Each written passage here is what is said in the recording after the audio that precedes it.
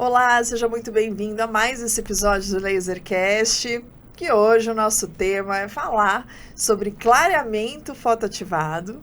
E para conversar comigo sobre esse tema, eu trouxe uma colega de alguns anos já, né? Temos uma trajetória dentro do laser juntas, que é a professora doutora Karen Miller. Seja muito bem-vinda, Karen. Obrigada, que honra te receber. Lu. Muito obrigada. Uma honra receber a Karen aqui, né? Estuda esse tema também há muitos anos.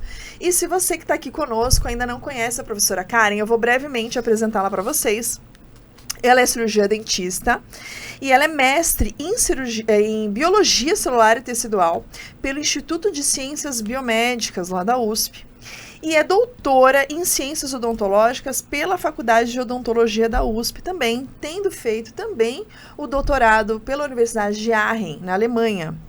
Atualmente, ela é professora de cursos de habilitação em laser de algumas universidades, como, por exemplo, dentro da Faculdade de Odontologia da USP, pela Fundecto, e também é professora da habilitação de laser na Faculdade Israelita Albert Einstein. Além disso, ela é professora do curso de graduação na Faculdade Israelita de Ciências da Saúde Albert Einstein. Então, tem uma larga experiência também na docência dentro dessas tecnologias.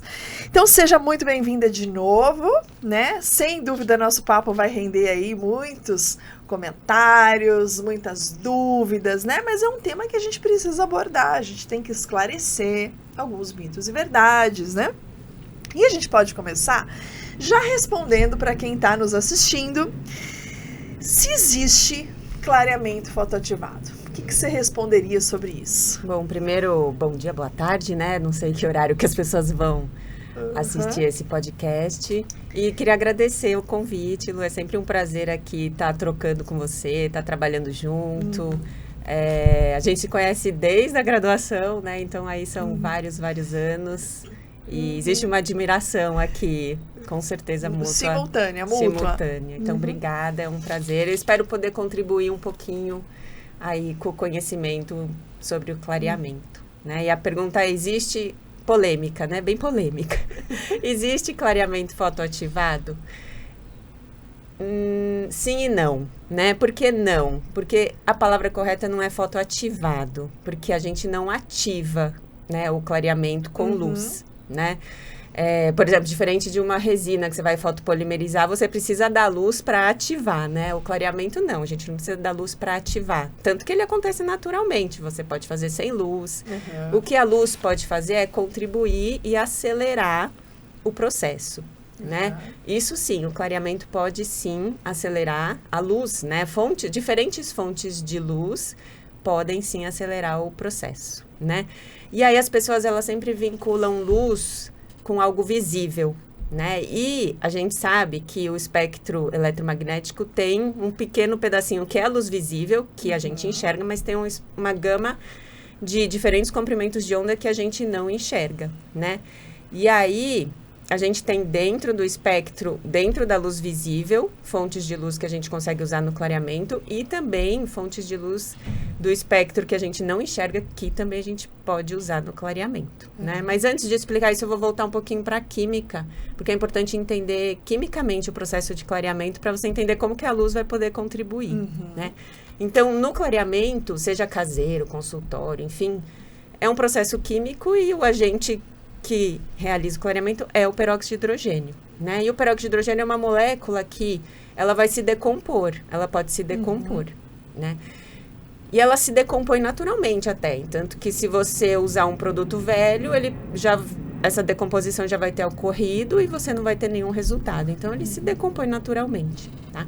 A decomposição dele é em água e oxigênio, né? E se você for pensar, esse oxigênio não é ele o responsável pelo clareamento, que muita gente acha que o oxigênio, aquelas bolinhas que se formam, é o responsável. Não é, né? É só um subproduto da decomposição do peróxido.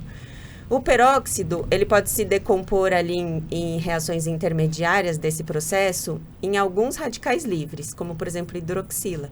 A hidroxila é o radical livre principal que vai ser responsável por clarear os pigmentos e tornar o dente, né, mais claro. Então, a hidroxila é o fator principal ali.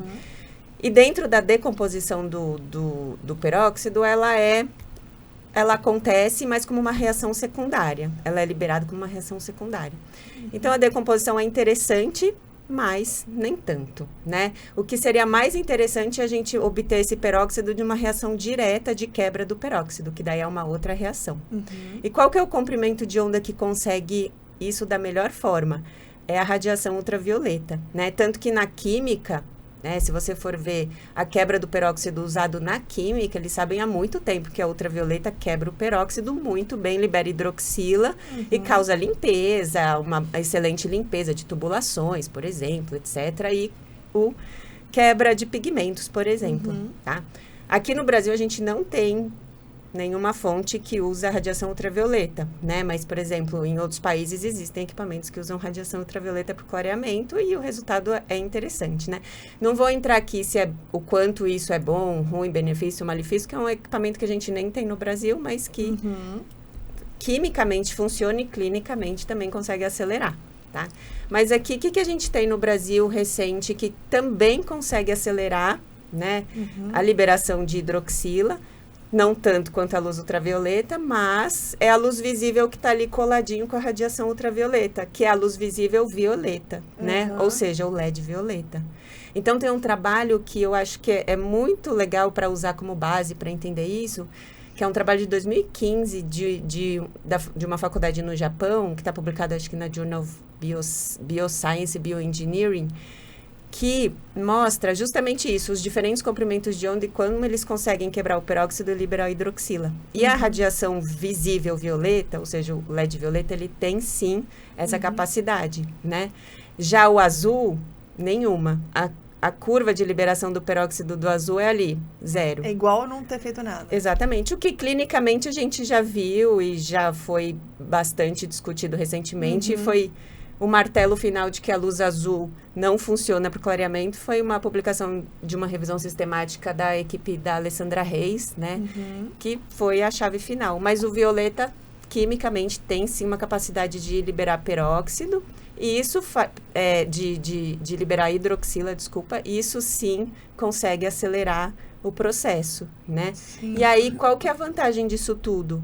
Você consegue liberar hidroxila, ou seja, você consegue otimizar o processo e você não precisa usar concentrações de gel tão altas, que é o grande problema do clareamento. Quanto maior a concentração, mais vai causar um dano à polpa, mais vai causar sensibilidade. Por isso que as pessoas preferem o clareamento caseiro, porque a gente usa concentrações mais baixas, logo o paciente tem menos sensibilidade.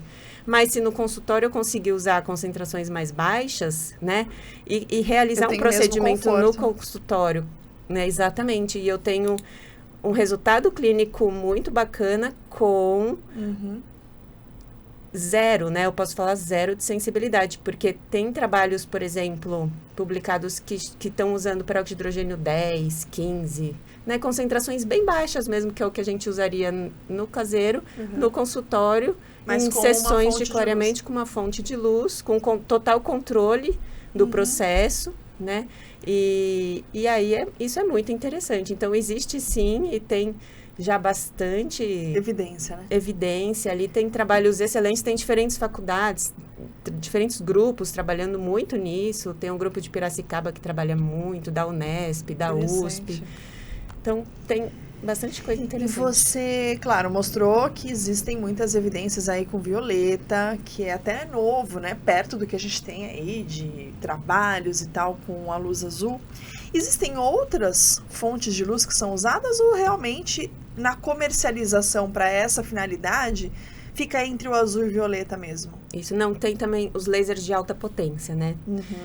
Os lasers de alta potência, por exemplo, o Erbio, eles vêm com um protocolo para você usar no clareamento, né?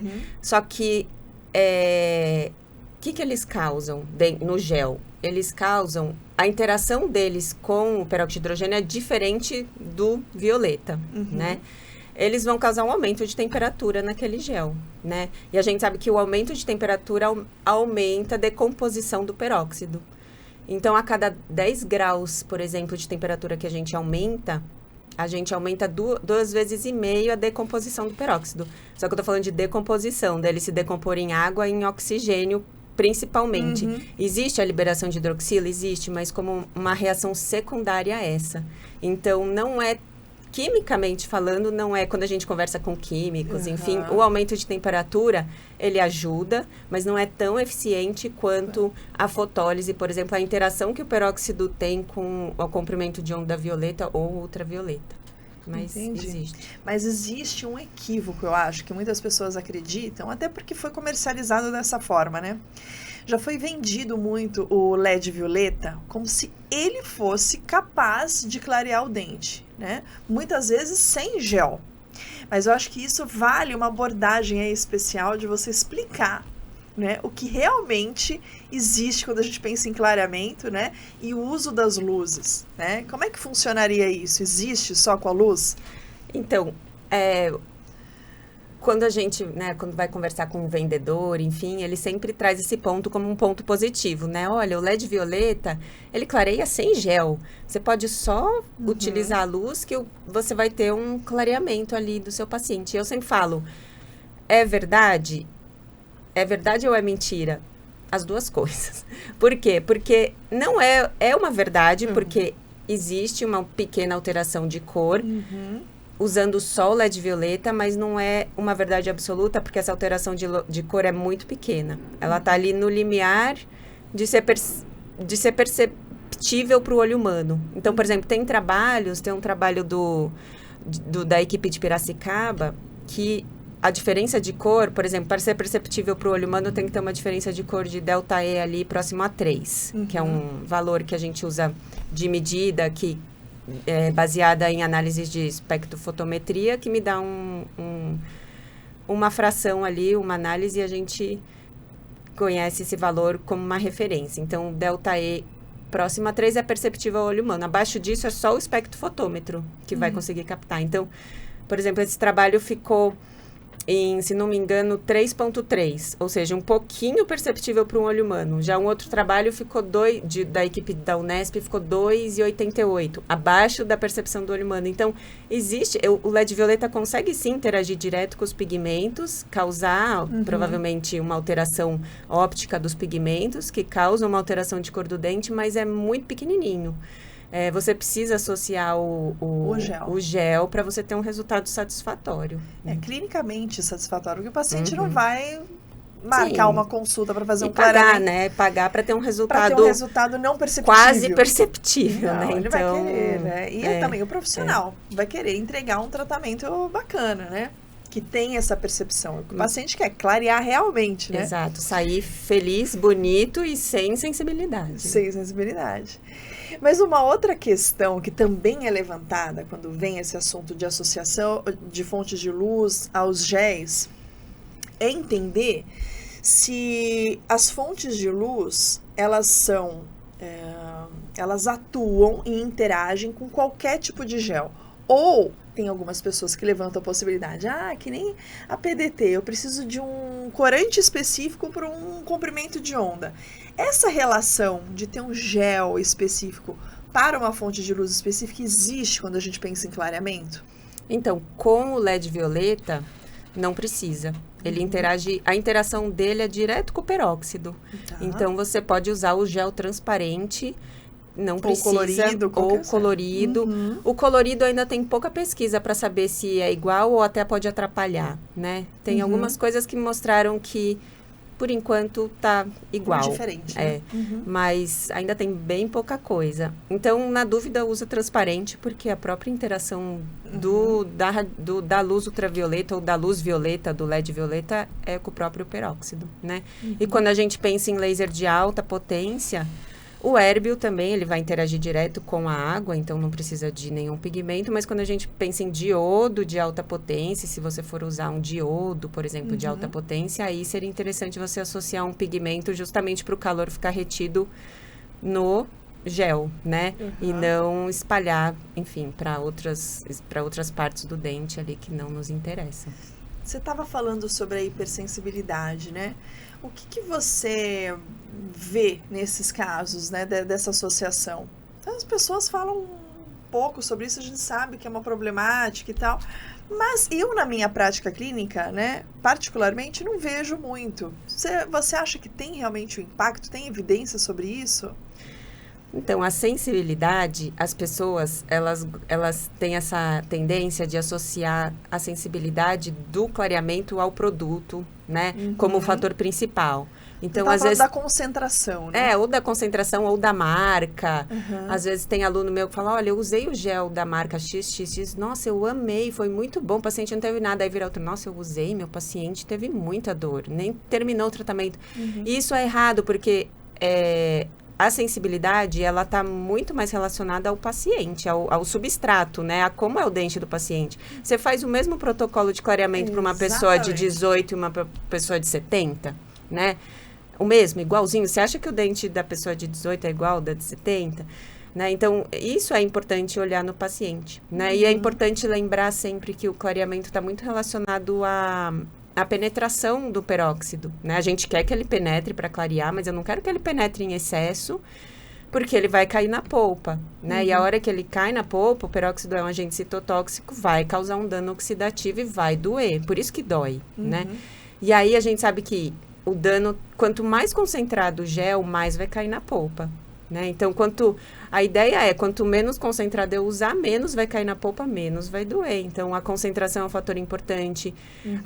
A exposição de dentina é um fator importante. Se você colocar gel em cima de dentina... Presença de trinca. Vai doer. Presença de trinca também é um fator que é modificador, né? Bem importante. Então, jamais a gente coloca gel em cima de dentina, né? A gente sempre protege a dentina. E isso no consultório fica muito mais fácil de fazer. Por isso que eu gosto muito de clareamento de consultório, porque com certeza, fica muito mais fácil de você fazer essa proteção da dentina ali no momento, com a barreira. Outro fator que também é importante é tempo. Quanto mais o tempo passa no clareamento, mais cai na polpa, né? E tem até um trabalho que saiu agora, em 2024, em junho, na International Endodontic Journal, que traz, é uma revisão sistemática que traz justamente isso, os efeitos do peróxido na polpa. E vai causar, não tem jeito, vai causar uma inflamação. Quanto mais vai cair, vai causar uma inflamação. É reversível, né? Enfim, se você 99% das vezes. Correto, mas né? vai causar dor, vai causar desconforto para o paciente. Sim. E vai causar a formação de dentina terciária, né?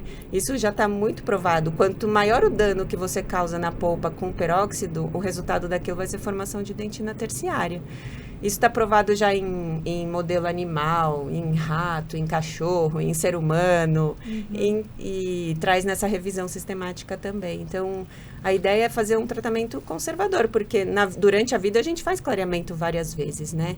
Então, a ideia é fazer um tratamento que o paciente tenha um resultado e tenha o mínimo possível de qualquer tipo de efeito adverso. Com certeza.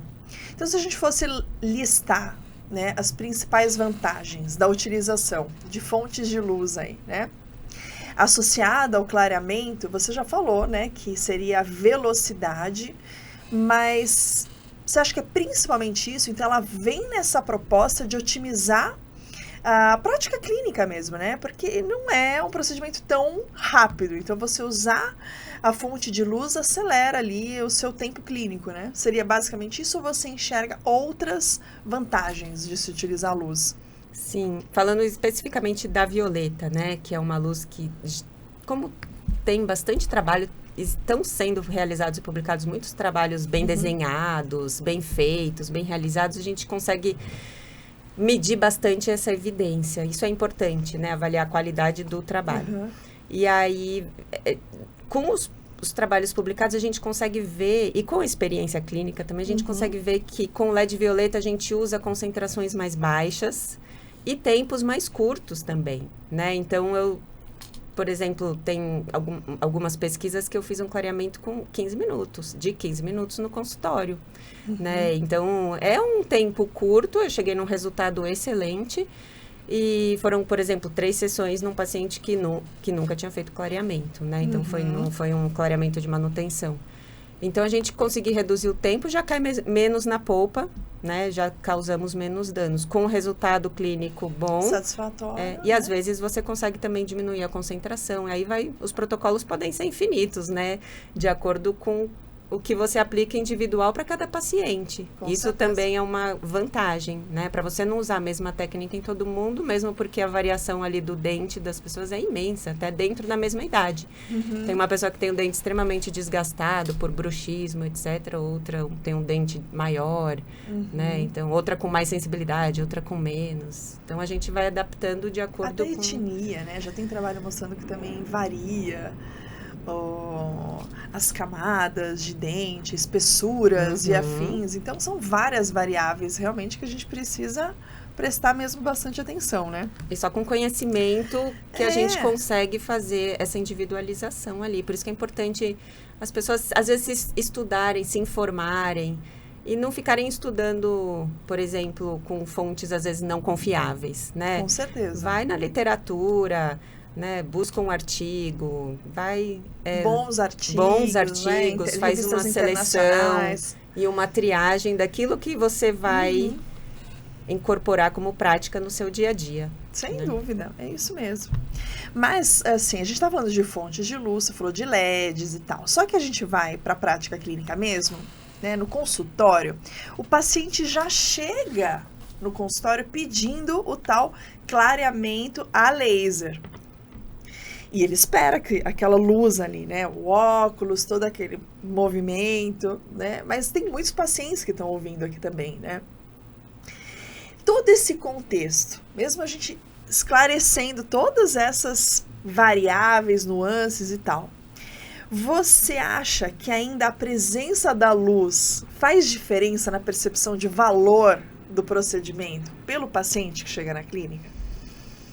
Você acha que agrega, né? Sim, eu acho que sim. Justamente porque quando a gente pensa a palavra, né, paciente pensa em laser, que é o que vem na cabeça, né? Apesar da gente saber que tem outros comprimentos de onda ali, mas vem um subconsciente de tecnologia, né? Então, as pessoas, hoje em dia, elas buscam muito tecnologia nos tratamentos, porque a tecnologia vem junto também com uma sensação de que ela vai ter um tratamento mais confortável, né? Porque a tecnologia traz isso, traz o conforto para o paciente, de que ela vai ter um tratamento mais previsível. Então, tecnologia traz muita coisa junto, que ela vem com uma palavra, mas por trás daquela palavra, ele quer o quê? Eu quero o que tem de mais moderno, eu quero que aquilo que me dê o melhor resultado, com mais segurança, mais conforto. Então, eu acho que vem tudo junto, assim, né? Apesar... Com certeza. Eu tenho essa mesma percepção, né? Os pacientes vêm, e mesmo muitas vezes a gente explicando, não é a luz que vai clarear, é o gel. Não, mas mesmo assim, né? Eu já fiz outras vezes e eu gosto do resultado quando tem a luz. Eles pedem, né? Eles pedem. E aí, também os profissionais entenderem que também, a gente entendendo todas essas variáveis, a gente pode sim entregar um tratamento que seja seguro, né, respeitando o tempo, individualização e todas essas questões clínicas, né, que a gente vai avaliar caso a caso. Ele é sim um procedimento seguro que existe e que a gente pode oferecer. Eu acho que tudo isso é muito importante de deixar muito bem esclarecido. E até para a gente finalizar, né, esse bate-papo, que renderia muito se a gente fosse um pouco mais a fundo, né? Eu sempre falo nas aulas que dá para ficar falando uma semana de clareamento, porque é muita coisa. E gera muita discussão. Tem grupos que defendem técnicas, outros grupos, outras. Mas a gente está super imparcial. Todas as técnicas são maravilhosas, né? Todas chegam no mesmo lugar. Existem vantagens e desvantagens. E o que vai me dizer... se o que é melhor é o paciente, né? Então, por isso que é importante conhecer todos os caminhos, todas as possibilidades, porque a hora que o seu paciente chegar com aquela condição bucal, você sabe o que dental, você sabe qual que é o melhor protocolo para indicar. Mas agora o que eu percebo, né? Eu sou professora de graduação, assim como você, ou mesmo na pós, né? O que eu percebo é que muitos profissionais acabam se formando naquela ilusão de que eles já dominam, que clareamento é muito fácil. Que tem no rótulo lá também, né, do meu produto, passo a passo, e que eu não preciso estudar tanto assim a técnica. por tudo que você falou, já deu para ver que precisa estudar, né? Mas se você fosse hoje falar com esse profissional que tem feito esse tratamento de uma forma indiscriminada, de uma forma que ele não foi se aprimorar e estudar, o que você falaria para esse profissional como uma orientação geral, né? Ele usando a luz ou não, mas eu acho que vale um recado, né, para o profissional que está começando ou que já está há um tempo aí atuando e que nunca foi mais a fundo, né, nessa técnica. Eu acho assim, não é condição sine qua non você ter o LED violeta para fazer um bom clareamento. Lógico que não, você faz né, de outras técnicas, que ele falou, você vai chegar lá, mas por caminhos diferentes. O importante eu sempre falo, se você faz clareamento no seu paciente, igual para todo mundo, e a loteria, você fica esperando ele te contar se ele teve sensibilidade ou não, você já não entendeu nada. Porque o clareamento é, sim, um procedimento previsível e a gente consegue, sim, fazendo uma boa anamnese e entendendo os fatores que causam a dor, né? Quais são eles? Dentina exposta, concentração de gel, tempo de cadeira, e trabalhar esses né, tempo de exposição do gel, né, sobre o dente, entendendo, por exemplo, às vezes o paciente tem dentina incisal exposta também a gente protege, jamais você coloca o peróxido em cima do gel. Então, entendendo esses fatores e modificando os protocolos, né, e não seguindo aquela bula do fabricante, ela é um ponto de partida, né, mas é muito importante você aplicar aquilo para cada paciente, né? Não dá para você fazer um clareamento de 45 minutos numa pessoa muito jovem, né? Você não precisa, né? Então, você consegue adaptar o protocolo e aí jamais o seu clareamento vai ser loteria, né? Você fica esperando ele te contar se ele teve sensibilidade ou não, porque você não vai mais ter. Se você controlar esses fatores, a sensibilidade é quase que nula, né? E se ela ocorrer, vai ser assim, em uma intensidade muito fraca, né? Jamais você vai ter alguém reclamando de muita dor pós-clareamento. Então, se você está fazendo um clareamento e o seu paciente, você fica lá na loteria para ele te contar o que ele sentiu, né? E é meio aleatório, um sente, um não sente e tal, e você não sabe direito, é porque você não entendeu o processo. Tem que voltar e estudar de novo. Exatamente. Volta você está só aplicando, né? Você não tá... Existem cursos, existem muitas informações hoje acessíveis, né, para o cirurgião ir atrás, entender um pouco mais, tirar esses paradigmas, né? Eu sempre falo, muito cuidado da onde você obtém a informação, porque tem muita informação errada aí circulando, né? Com então, certeza. Ter esse cuidado ali de escutar e ver o que você vai absorver, o que é verdade, validar as informações que você está escutando, né? Às vezes você escutou alguma coisa, né? Eu sempre falo, eu escutei no Instagram fulano falar isso. Mas de onde ele tirou aquela informação? Pede para ele o artigo, fala que você quer estudar mais, pede para ele, né? Não existe o artigo, né? Porque ele também tirou de outro lugar, que tirou de outro lugar e não cada existe, um vai né? adicionando ou modificando aquela informação e chega de uma forma equivocada. Certamente alguma coisa já foi alterada da informação original, né? Exatamente. Então, mesmo para quem não tem esse acesso a PubMed, não conhece, uma busca científica, que busque por profissionais que realmente são pesquisadores, que entendam, que tenham uma formação séria, né? Para passar essa informação de uma forma mais segura, de uma forma, né, que enfim, contemple realmente a verdade ali, sem aventuras, né? Converse com colegas tirem dúvidas, né, com os outros. Né? Você sempre conhece alguém, você não é especialista, mas você deve conhecer alguém que é especialista em dentística, deve saber alguma coisa, ou pode te orientar. Então, né, não tenha vergonha de perguntar, de ir atrás, de estudar. O que não pode é absorver qualquer informação assim, como se fosse verdade absoluta, sem validar aquela informação, sem se aprofundar. Né? Exatamente. Muito bem. Nossa, foi ótimo. Agradeço muito por todas as suas informações. Agregou muito. Com certeza quem está assistindo aproveitou muito tudo isso. Mas, se você ainda assim sentiu alguma dúvida, fique também à vontade para procurar a doutora Karen. Também tem Instagram, né, Karen? Tenho, Qual que é o seu Karen Muller, PhD. Legal, então ela também é super acessível para que vocês entrem em contato ou deixem as dúvidas aqui no próprio YouTube e a gente vai responder tudo para vocês. Mas foi um tema muito legal, foi muito bom realmente compartilhar. E para você que ficou conosco até agora, agradeço muito a sua participação e eu te espero no nosso próximo episódio. Até lá!